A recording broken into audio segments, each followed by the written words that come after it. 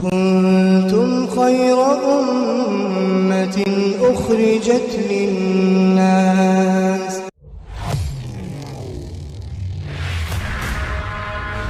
اعوذ باللہ من الشیطان الرجیم بسم اللہ الرحمن الرحیم کنتم خیر امۃ اخرجت للناس تأمرون بالمعروف وتنہون عن المنکر وتؤمنون باللہ۔ اللہ رب العالمین نے اپنے پاک کلام میں صاف صاف فرما دیا کہ تم بہترین امت ہو۔ یہ کس کے لیے کہا؟ یہ کسی ایک شخص کے لیے نہیں بلکہ سارے کے سارے ایمان والے سب کے لیے فرما دیا کہ تم بہترین امت ہو، تمہیں دوسروں کو فائدہ پہنچانے کے لیے نکالا گیا ہے، یعنی اپنا تو فائدہ اٹھانا ہی ہے، خود تو انشاءاللہ تعالیٰ دنیا میں بھی چین و سکون کی زندگی اور آخرت میں بھی ہمیشہ ہمیشہ کی جنت ملے گی، لیکن دوسروں کو فائدہ پہنچانے کا مطلب یہ ہے کہ تم دوسروں کو بھی دعوت دو۔ وہاں صاف صاف فرماتے ہیں کہ اللہ تعالیٰ نے عربی کا اعتبار سے جہاں بھی صیغہ استعمال ہوتا ہے دوسرے کے لیے، تمہارے لیے تو انتم آتا ہے۔ دوستو آگے بڑھنے سے پہلے ہمارے چینل کو سبسکرائب ضرور کر لیں اور ہماری ویڈیوز کو زیادہ سے زیادہ لوگوں تک شیئر کریں۔ فرماتے ہیں کہ یہاں پہ اللہ رب العالمین نے کنتم کا صیغہ استعمال کیا ہے، یعنی لفظ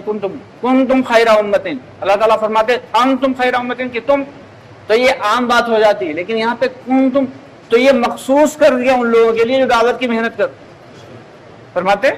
یہ مخصوص ان کے لیے ہے جو دعوت کی محنت کرے، خود بھی دین پہ چلے اور دوسروں کو دعوت دیتا رہے، دوسروں کو دین کی طرف کھینچ کے لاتا رہے، دوسروں کو اللہ کی بڑائی، اللہ کی کبریائی، اللہ کی عظمت، اللہ کی قدرت کے بارے میں بتاتا رہے، چاہے وہ سب کے سامنے اللہ کی عظمت، اللہ کی قدرت تو سب کے سامنے بیان کرنا۔ لیکن اللہ رب العالمین نے جو یہ کام دیا ہے، الحمدللہ یہ دعوت والا کام ایک نہج نبوی کے اعتبار سے اگر ہم کریں گے تو اللہ رب العالمین ہمیں دنیا میں بھی چین و سکون کی زندگی اور آخرت میں ہمیشہ ہمیشہ کی جنت عطا فرمائیں گے، یہ یقینی بات، پکی بات۔ لیکن اللہ تعالیٰ فرماتے ہیں کہ ہم تمہیں آزمائیں گے اور ضرور بالضرور آزمائیں گے۔ کیا تم سمجھتے ہو کہ تمہیں آزمایا نہیں جائے گا؟ نہیں، آزمایا ضرور جائے گا، کیونکہ ایسے آزمائیں گے جیسے پچھلوں کو آزمایا۔ اب یہ الگ بات ہے کہ پچھلے یعنی صحابہ کرام کی جانب جو اشارہ اللہ نے فرمایا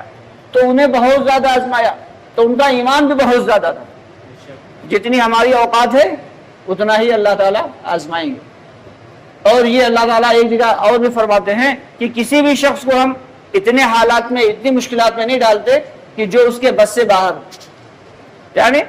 اگر ہم پہ حالات، مشکلات، پریشانیاں آئی ہیں تو اللہ رب العالمین اتنی ہی ڈالیں گے جتنی ہماری اوقات ہے، اس سے بڑھ کے نہیں ڈالیں گے۔ اور اگر آدمی اسی میں چیخ پکار مچانے لگتا ہے تو کیا ہوتا ہے؟ اللہ تعالیٰ اپنی رحمت کی رسی کو کنارے کھینچ لیتے ہیں، کہتے ہیں تم اس لائق نہیں ہو کہ تم پہ رحم کیا جائے۔ اور اگر وہ اللہ کا شکر ادا کرتا اس حال میں بھی کہ مشکل آئی، الحمدللہ یہ اللہ کی جانب سے اللہ دور فرمانے والا ہے، تو کیا ہوگا کہ اللہ رب العالمین اس کا اجر بھی عطا فرمائیں گے اور ساتھ ہی ساتھ اس کا بہترین نعم البدل بھی عطا فرمائیں گے۔ یہ اللہ کا ایک طریقہ کار۔ تو اس لیے جب ہم دعوت کی محنت کریں گے، جب نماز کی محنت کریں گے، جب ہم نماز پڑھنے کے لیے آئیں گے تو ہمارے سامنے کبھی نہ کبھی کوئی نہ کوئی حالات ضرور آئیں گے۔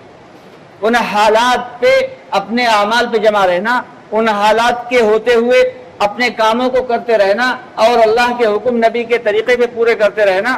یہ ہم سب کی ذمہ داری ہے۔ اسی لیے اللہ تعالیٰ فرماتے ہیں کہ ہم تمہیں ضرور آزمائیں گے، لیکن آزمائیں گے اتنا ہی جتنا اوقات ہے تمہاری، اسے زیادہ نہیں آزمائیں گے۔ کہ اور ایک بات اور بڑی اہم بات، اب کئی لوگوں کو یہ کہتے سنا کہ دیکھا ہے جو لوگ، بہت سارے لوگوں کی نماز پڑھ رہے ہیں لیکن جو ہے بہت پریشان گھوم رہے ہیں، یعنی نماز بھی پڑھ رہے ہیں اور پریشان بھی گھوم رہے ہیں۔ تو وہ نماز جو پڑھ رہے ہیں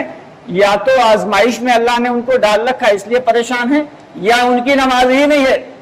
پکی بات ہے 100% کہ ان کی نماز ہے ہی نہیں۔ یہ قرآن پاک کی ایک آیت ہے جس میں اللہ تعالیٰ نے کھول کھول کے بیان کر دیا اور ان کے بارے میں بتا دیا کہ کیسی نماز پڑھتے ہیں۔ یعنی ایک شخص جو ہے کھڑا ہو کے اس نے نیت باندھی اور اس نے جو ہے دھیان سے، توجہ کے ساتھ، نماز کی ایک ظاہر ہوتا ہے ایک باطن ہوتا ہے۔ نماز کے ظاہر میں دو چیزیں ہیں کہ نماز میں جو پڑھا جائے اس کو صحیح صحیح یاد رکھا ہے، یعنی سبحانک اللہم سے الحمدللہ اور قرآن پاک کی آیت،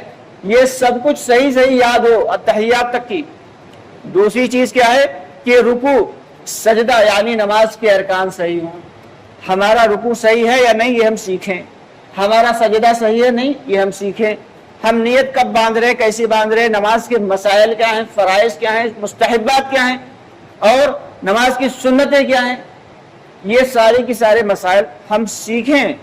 باقاعدہ علماء کرام کے پاس بیٹھ کے، حفاظ کرام کے پاس بیٹھ کے۔ یہ اب ہماری نماز کا ظاہری حصہ بنا، ابھی باطن نہیں ہے۔ نماز کا یہ ڈھانچہ تیار ہوا، جب نماز کے لیے کھڑے ہوں تو ہمارا دھیان یہ ہو کہ ہم اللہ کو دیکھ رہے ہیں، اور اگر یہ دھیان نہ آ سکے بھائی تو کیا ہونا چاہیے کہ اللہ ہمیں دیکھ رہا ہے۔ اگر یہ بھی دھیان نہیں ہے تو پھر نماز کا باطن کا کوئی درجہ نہیں ہے، پھر وہ نماز فرض تو ادا ہو گیا، لیکن اس سے جو ملنے والا تھا، جو اللہ کی رحمت اور جو اللہ کی برکتیں نازل ہونے والی تھی، وہ ابھی نازل نہیں ہوں گی۔ کیوں کہ اللہ تعالیٰ نے نماز کا ایک مخصوص مقام مقرر کر دیا ہے، ہمیں سیکھ سیکھ کے وہاں تک پہنچنا ہے۔ جب اپنی نماز کو اس لیول تک لے جائیں گے پھر ہم ایک مرتبہ 2 رکعت نفل پڑھ کے اللہ سے مانگ لیں گے، اور ہمارا ناممکن کام بھی اللہ ممکن کر دیں فوراً ہوگا۔ ادھر پڑھیں گے ادھر صحابہ کرام نے کر کے دکھایا، چلے جا رہے ہیں، چلتے چلتے اچانک ایک ساتھی گرے اور ان کا ایک ساتھی جو ہے ادھر پڑے، اچانک ان کا خچر مر گیا۔ اب دوسرے صاحب بولے اپنا سامان اٹھاؤ میرے پہ آ جاؤ، بولے نہیں تو چل میں آؤ، اتنا ایک عام سی بات، تو چلو میں آؤ۔ اس نے کہا تم چلو، ادھر جو ہے نماز پڑھ کے 2 رکعت اور اللہ سے دعا کی اللہ تو اسے بھی زندہ کرے گا، لیکن یہ خچر میرا قیامت کے بعد حشر کے دن کام نہیں آئے گا، تو اسے زندہ کر دے، آج میرے کام آ جائے گا۔ ابھی ان کی جو ہے روایت میں آتا دعا کر ہی رہے تھے کہ اللہ رب العالمین نے ان کے خچر کو زندہ کیا، وہ کان پھڑپڑاتا ہوا اٹھ کے بیٹھ گیا۔ تو یہ ناممکن چیز تھی کہ مرے ہوئے جانور کو، مرے ہوئے انسان کو زندہ کروا لینا۔ جو تندور بالکل جو ہے خالی ٹھنڈا پڑا ہوا ہے اس میں سے گرم گرم کھانا نکلوا لینا، 2 رکعت نفل پہ صحابہ کرام۔ یہ کہ چکی اچھی خاصی رکھی، اپنے آپ چکی چلنے لگی، اب اپنے لوگ جو ہے وہ اچانک ڈر کے بھاگ جائیں، اب گھر میں جنات آ گئے، کیا ہے چکی اپنے آپ چل رہی، آٹا اس میں سے گر رہا، اور جو بھاگو یہاں سے کسی عامل کو لاؤ دکھاؤ لا کے، ہاں کیا مسئلہ ہے، اور وہ چکی چل رہی، آٹا نہیں گر رہا ہے، پہنچے بولے کیا کچھ انتظام ہوا؟ تیسری بار جب نماز پڑھ کے پہنچے تھے کہا ہاں انتظام ہو گیا، اللہ نے کر دیا، اور ان کے جتنے بھی بوری اور کنسٹر تھے ان کی بیوی نے سارے آٹے بھر کے رکھ لیا۔ اب ان دل کے اندر یہ تمنا کہ دیکھیں یہ چکی چل کیسے رہی ہوں، آٹا نکل کے ذرا، اور اس کے جو چکی کا پاٹ ہٹا کے دیکھا تو 6-7 دانے گیہوں کے اور کچھ نہیں تھا، لیکن وہ آٹا اللہ کی جانب سے، اللہ کے خزانوں سے آ رہا۔ تو یہ کب ہوگا؟ ہم اپنی نماز کو یقین کے ساتھ اور جیسے بتایا گیا ایسے پڑھیں۔ تیسری چیز یہ ہے کہ ہمارا کھانا حلال ہو، ہمارا پینا حلال ہو، ہمارا پہننا حلال ہو۔ حرام کھایا ہوا وہ خون جو ہے پورے بدن میں گردش کر رہا ہے، یا مشتبہ مال کھایا ہوا پورے بدن میں گردش کر رہا ہے خون، تو وہ بھیجے میں بھی جا رہا، دل پہ بھی جا رہا، اور جو ہے جسم کی شریانوں میں دوڑ رہا، تو نہ تو پھر نماز کی حالت میں آنکھیں صحیح جگہ پہ ہوئیں گی، نہ نماز کی حالت میں ہمارا دماغ صحیح جگہ پہ ہوئے گا، تو دھیان کہیں لگ پائے گا بھائی؟ جبکہ نماز کے لیے تو یہ آتا ہے ہمارے جو ہے نماز بنا کے جب ہم پڑھیں گے تب اس سے معاملات جو ہے ڈائریکٹ اللہ سے ہم صحیح کروانے والے ہوں گے۔ چاہے وہ انٹر کی پڑھائی ہو چاہے بی ٹیک کی ہو، کامیابی چاہیے اللہ سے تعلق بنانا پڑے گا، اللہ سے تعلق بنانا پڑے گا۔ تو اس لیے ہم سب کی ذمہ داری دوستو یہ ہے کہ یہ جو مذاکرہ ہوتا ہے اس میں یہی اسی بات کو لے کے فکریں کی جاتی ہیں، کیسے ہمارا ایمان بن جائے اور کیسے ہماری نماز بن جائے، کیسے ہم دین پہ چلنے والے بن جائیں، کیسے ہمارا ایک ایک ایمان والا بھائی اللہ کے حکم نبی کے طریقے پہ چلنے والا بن جائے۔